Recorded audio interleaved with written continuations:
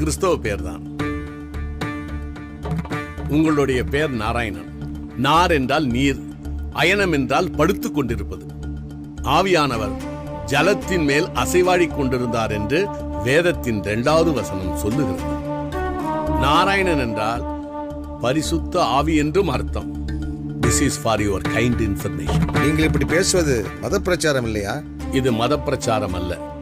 ஏனென்றால் கிறிஸ்தவம் மதம் அல்ல, அது அனுபவம். மதம் மனிதன் கண்டுபிடித்தது. இயேசு கிறிஸ்துவே என்னை பின்பற்றுங்கள் என்று சொன்னாரே தவிர என் மதத்தை பின்பற்றுங்கள் என்று சொல்லவில்லை. ஆன்மீகம் வேறு, மதம் வேறு.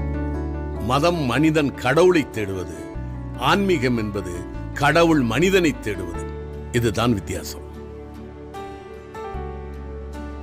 நான் மதத்தை பற்றி பேசவில்லை, ஆன்மீகத்தை பேசுகிறேன். பானி, வெள்ளம்,